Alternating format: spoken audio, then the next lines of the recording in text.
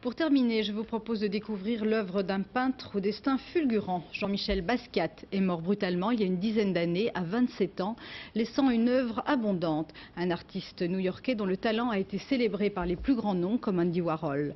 Le musée Mayol à Paris lui consacre une exposition. Marie-Claire Thiers, Georges Minangois.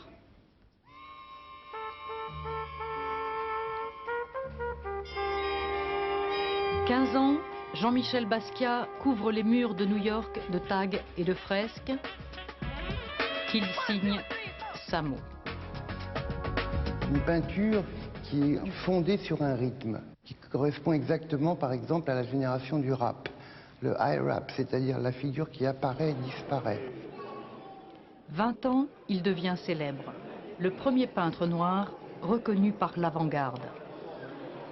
Il se lie d'amitié avec Andy Warhol. Violence dans le mélange des genres et des images.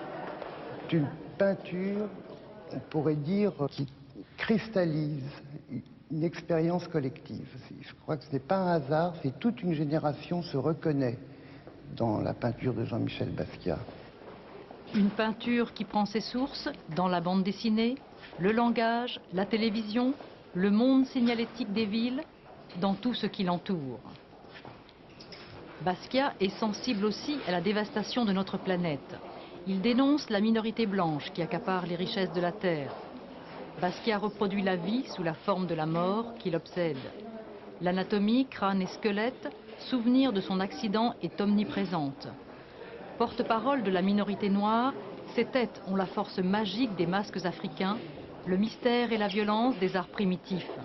Mais la drogue contre l'angoisse, fragile et halluciné comme son autoportrait, il meurt à 27 ans d'une overdose.